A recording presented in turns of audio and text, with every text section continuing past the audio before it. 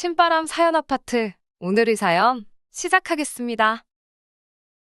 안녕하세요. 저는 30대 여성입니다.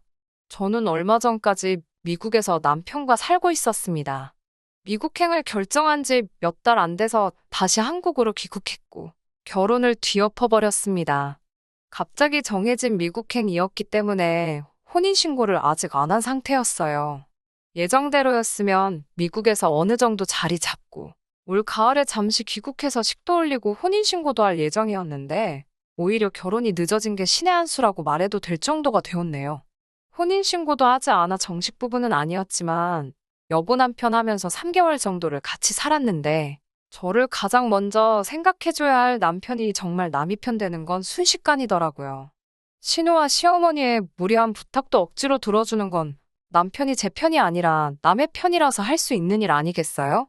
시어머니와 신우도 결혼 전에는 어느 정도 상식과 교양이 있는 사람들이라고 생각했는데 점점 도를 지나치는 모습에 저도 정말 두 손 두 발 다 들었습니다.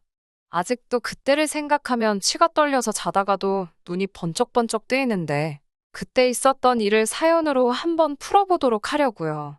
남편과 저는 한국에서 직장 생활을 하면서 만났습니다. 저는 당시 서울에서 은행을 다니고 있었고 남편은 같은 건물에 위치한 중소기업에 다니고 있었습니다.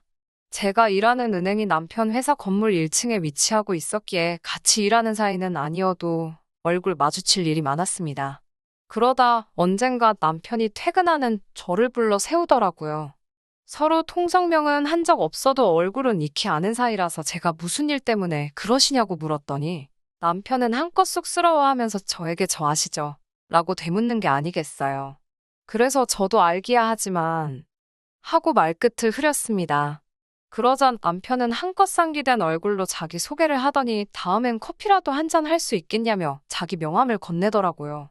그런 그의 모습에 진심이 느껴져서 저도 그러자 하며 제 명함을 건넸고 그 이후로 몇 번 데이트 비슷하게 하면서 사귀게 되었습니다. 그렇게 1년쯤 만났을 때였어요. 당시 남편의 버리는 은행에 다니는 저와 비교했을 때 정말 비교하기도 힘들 정도로 적었기 때문에 다니던 회사의 미래가 보이지 않는다며 다른 회사로 이직을 준비 중이었어요. 그 소식을 들은 남편의 친한 선배가 미국에 있는 회사를 소개해 주었습니다. 비록 뉴스나 매스컴에 나오거나 하는 큰 회사는 아니었지만 그래도 당시 남편이 다니고 있는 작은 회사보다는 훨씬 미래가 있고 좋은 기회이지 않겠냐며 말이지요. 남편에게 그 이야기를 들었을 때 저는 인생에 한 번뿐인 기회일지도 모르는데 뭘 고민하는 거냐고 물었습니다. 그러자 남편은 망설이다가 저에게 조심스럽게 같이 가주겠냐고 묻더라고요. 사실 그때까지만 해도 서로 결혼 이야기를 한 적도 없었고 개인적으로도 결혼은 늦게 하자는 주의였기 때문에 남편의 제안에 깜짝 놀랐고 부담스럽기도 했어요. 하지만 여러모로 생각해봤을 때 저에게도 이건 인생에 한 번뿐인 좋은 기회일지도 모른다는 생각이 들었습니다. 며칠간의 고민 끝에 저는 남편에게 좋다고 같이 가자고 대신 날 행복하게 해줘야 한다고 말했고 남편은 꼭 그러겠노라며 대답해 주었습니다. 그렇게 저희는 결혼을 약속하고 해외로 나갈 준비를 시작했어요. 그런데 이때부터 시모와 신우의 방해가 시작되었습니다. 해외에 가는 게 기정사실화되면서 정리할 것도 많고 준비할 것도 많아서 정신없이 바빠졌어요. 당장 다음 달에는 출국을 해야 했다 보니까 가족들하고 보낼 시간도 많지 않았고요. 다행히 저희 친정부모님은 상황을 이해해 주셨기 때문에 아쉬워하시긴 했지만 일단은 해야 할 일부터 하라며 저희를 많이 배려해 주셨습니다.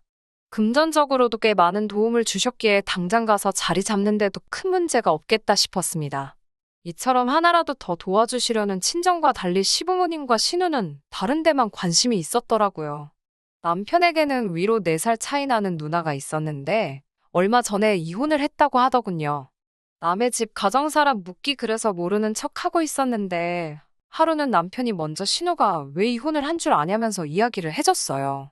남편 말에 의하면 가족인 자기가 봐도 신우가 아주버님이 벌어오는 돈으로 동네 몇몇 여자들과 함께 남자가 나오는 술집을 다녔나 보더라고요. 그러다 거기 남자 한 명한테 무슨 약점인지는 모르겠지만 하여튼 약점을 잡혀가지고 돈을 뜯기고 있었나 봐요. 그러다 급기야 아주버님 몰래 집을 담보로 대출까지 받았다고 하더군요. 결국 모든 사실을 알게 된 아주버님이 이혼하자고 했고, 신우는 그럼 애는 내가 키울 테니 생활비라도 달라고 했는데, 아주버님이 자기는 양육권도 관심 없고 다 필요 없다면서 위자료 청구 안 한 걸 다행으로 알라며 신우를 떠났다고 했습니다. 드라마에서나 있을 법한 일을 실제로 들으니 어마어마하기도 했고, 신우보다 시조카가 불쌍하더라고요. 그렇지만 거기까지일 뿐이지 제가 그 이상 해줄 만한 건 없었지요. 하지만 신우와 시어머니의 생각은 달랐나 봐요. 미국 출국을 일주일 앞둔 어느 날 시어머니에게 다급한 연락을 받고 집 앞에 카페로 나갔더니 신우와 시조카까지 셋이서 함께 있더라고요. 신우는 남편과 달리 이른 나이에 결혼을 해서 시조카는 벌써 초등학생이에요. 그렇기에 어른들이 하는 대화를 어느 정도는 다 이해할 수 있는데 무슨 이야기일지는 몰라도 어른들이 모이는 자리에 아이를 데리고 나온 것부터 전 좀 이해가 되지 않더라고요. 이윽고 신우는 저에게 올케 내가 부탁이 있어서 엄마한테 올케 좀 불러내달라고 그랬어라며 말문을 열었습니다. 제가 무슨 일 때문에 그러냐고 하니까 다른 게 아니라 올케도 요즘 애들한테 영어 교육이 얼마나 중요한지 알지? 라고 말하며 혹시 우리 애도 같이 데려갈 수 없을까? 하고 묻더라고요. 솔직히 이런 부탁을 하면 어쩌나 생각한 적이 있었기 때문에 당황스럽진 않았지만 막상 실제로 이런 질문을 받게 되니 어떻게 잘 거절해야 하나 머리가 아프긴 하더라고요. 더군다나 아직 어린 시조카도 당장 같은 자리에 있었으니 너무 단호하게 거절하면 아이한테 상처가 남을 것 같아 안 될 것 같았고요.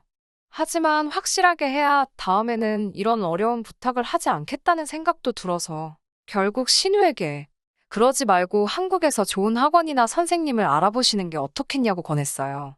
저나 남편은 당장 미국에 가면 자리 잡느라 시조카한테 신경 써줄 여유가 없을 것 같다고요.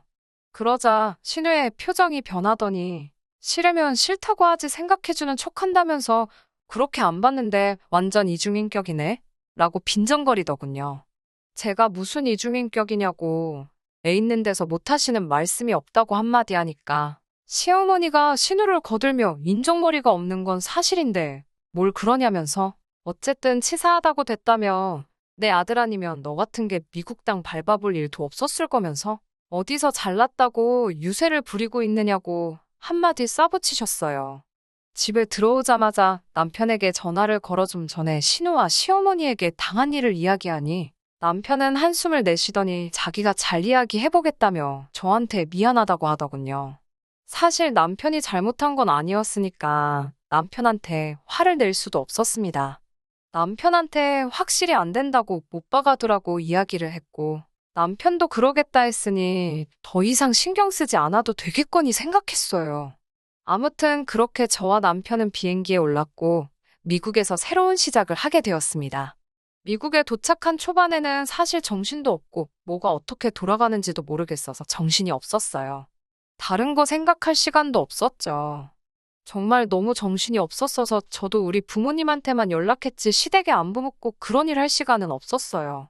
그래도 자기 가족이라고 근근히 남편이 혼자 알아서 연락을 하는 것 같았고 남편이 전화하고 있는 동안 저도 인사치레로나마 잘 도착했다. 준비 잘하고 있다. 뭐 이 정도의 안부는 전했거든요. 그때도 신우나 시어머니 두 사람 다 별말이 없길래 남편이 중간에서 교통정리를 잘했는가 보다 생각하고 말았죠. 하지만 시어머니와 신우는 그렇게 쉽게 포기하는 사람들이 아니었습니다. 미국에 도착하고 3개월 정도 지났을 무렵이었어요. 남편도 출근하고 저는 집에서 정리를 하고 있는데 신우에게 메시지가 왔더군요. 저는 그 메시지를 읽고 정말 기절의 뒤로 넘어가는 줄 알았습니다. 신우가 시조카를 혼자 비행기를 태워 저희가 있는 지역으로 보냈다며 몇 시에 도착할 거니 공항으로 마중을 나가달라고 하더군요. 신우에게 자초지종을 듣기 위해 전화를 몇 번이고 걸었지만 신우는 전화도 받지 않았습니다. 미국에서 살면 온갖 친척들이고 친구들이고 자기 애들을 보내고 싶어서 안달이라는 이야기를 듣기는 했어도 이렇게 막무가내로 나오는 사람은 듣도 보도 못했기에 황당하고 어떻게 해야 할지 전혀 모르겠더라고요. 반나절 후면 시조카가 공항에 혼자 도착할 거라 생각하니 걱정도 되고 결국 어쩔 수 없이 시조카를 데리러 공항에 나갔습니다. 그래도 다행히 시조카는 잘 도착했고 저희를 보더니 안도의 한숨을 내쉬는 것 같았어요. 어린애 몸으로 혼자 얼마나 두려웠을지 비행기에서부터 긴장을 했나 아주 몸이 돌덩이처럼 뻣뻣하게 굳어 있더라고요. 애가 잘못한 것도 아닌데 애한테 화를 낼 수도 없어서 혼자 고생했다고 아이 한 번 와라 끌어안아주고 혼자서도 자랐다고 고생했고 참 장하다고 해줬습니다. 아이를 데리고 집에 와서 밥 먹이고 일단 씻으라 하고 남편과 어떻게 이 상황을 해결해야 할지 이야기를 나누고 있는데 그래도 애가 걱정이 되긴 했는지 제가 집까지 데리고 오고 나서야 신우한테 연락이 왔습니다. 신우는 우리 애는 잘 만났냐며 일단 미안하긴 한데 기왕 애가 거기 도착했으니 한 1년만 데리고 있어 달라더군요. 황당하고 기도 안 차서 그게 말이 되냐고 하니까 그냥 학교 보내고 밥 먹을 때 수저 하나 더 놔주고 하면 된답니다. 애가 눈치도 빠르고 영리해서 혼자서도 다 알아서 잘한다고요. 비행기도 혼자 타고 오지 않았느냐고 하더라고요. 아무리 애가 눈치가 빠르고 영리해도 그렇지. 12살짜리가 뭘 얼마나 혼자 할 수 있겠냐고요. 그것도 미국에서요. 저는 절대 안 될 소리라고 애는 며칠 지나고 나서 다시 한국으로 돌려보내겠다고 했지만 신우는 제 이야기는 듣지도 않고 대답을 얼버무리며 잘 부탁한다 혼자서 자기 할 말만 하다가 전화를 끊어버렸어요. 제가 남편한테 어떻게 할 거냐고 물으니 남편은 기왕 이렇게 왔는데 어쩔 수 있겠냐며 1년만 우리가 참고 돌봐주자는 거예요. 저한테 한다는 말이 어차피 너는 비자 문제 때문에 일도 못하고 하니까 그냥 나중에 우리 애 키울 때를 위해서 연습한다 생각하면 되지 않겠냐고요. 그제서야 남편이 어쩌면 신우 그리고 시어머니와 이 모든 일을 짰을지도 모르겠다는 생각이 들더라고요. 제가 혹시 이거 니들끼리 짠 거 아니냐니까 무슨 말을 그렇게 하냐면서 막말로 이제 한 가족인데 뭐가 그렇게 어려운 일이냐며 적반하장으로 나왔습니다. 그런 남편의 뻔뻔한 모습을 보면서 정신이 들기 시작했습니다. 지금은 신혼의 아이라지만 이 다음엔 누가 될지 생각만 해도 골치가 아파왔어요. 이렇게 살자고 온 미국이 아닌데 싶었고요. 그러다 제 눈치를 보고 있는 시조카와 눈이 마주쳤습니다. 애가 무슨 잘못이 있겠어요. 어른들이 문제지. 그래, 기왕 여기까지 왔으니까 맛있는 거나 먹이고 놀이공원이나 데려가자. 있는 동안은 눈치 안 보고 재밌게 놀게 하고 그리고 그 다음에 한국에 데려다 줘야겠다 싶더라고요. 딱 일주일만 같이 놀아주고 조카 데리고 같이 들어가야겠다고 마음 먹었습니다. 그런 제 속마음도 모르고 다음날 시조카를 데리고 놀러 나가는 저를 보며 남편은 역시 내가 여자를 잘 골랐다며 저더러 좋은 여자라고 하는데 남편은 집단에는 그걸 칭찬이라고 한 것 같은데 저에게는 세상 그 어떤 욕보다 더 기분 나쁘게 들렸습니다. 그렇게 시간은 어느덧 일주일이 지났고 제가 시조카에게 이제 집에 가게 짐을 싸라고 하니까 애가 완강히 버티더라고요. 어쩔 수 없이 제가 솔직하게 나는 너를 돌봐줄 수 없다고 일주일간 그래도 재밌게 놀지 않았니 하고 말을 하니 그럼 외삼촌이랑 있으면 된다면서 제 엄마가 무슨 일이 있어도 오지 말고 거기서 버티라고 했다고 울먹이면서 말하다가 이내 펑펑 울더라고요. 그런 애를 보고 있으니까 더 답도 안 나오고 애가 한 말 맞다나 외삼촌이랑 같이 있게 해주면 될 것 같아. 결국 저 혼자 한국에 가야겠다는 생각이 들더군요. 그나마 다행인 건 원래는 미국에 오자마자 집을 사려고 했는데 당장 마음에 드는 매물이 없어서 집을 사지 못하고 월세로 살고 있었거든요. 그래서 저는 평소와 다름없이 남편을 출근시키고 시조카한테는 어디 나가지 말고 외삼촌 올 때까지 집 잘 보고 있으라고 말한 뒤 제 집만 싹 챙겨서 나왔습니다. 그리고 공항에 도착해서 남편에게 메시지를 남겼습니다. 시조카가 여기까지 어쩌다 오게 된 건지는 모르겠지만 이제 관심도 없다고요. 나는 지금 공항이고 이 길로 한국으로 갈 거고 이 결혼도 없던 걸로 하자고요. 그리고 우리 부모님이 주셨던 돈은 애시당초 나를 보고 주신 돈이지 당신 보고 주신 돈이 아니니 우리 부모님이 주신 만큼은 설명할 필요도 없이 내가 다시 챙겨서 가니까 그건 그런 줄 알라고 했습니다. 그러면서 사랑하는 한가족인 시조카를 데리고 어디 한번 잘 지내보라고 덕담도 해줬지요. 비행기에 타려는데 그새 남편이 신우와 시어머니에게 연락을 했는지 두 사람에게서 번갈아 가며 미친 듯이 연락이 왔습니다.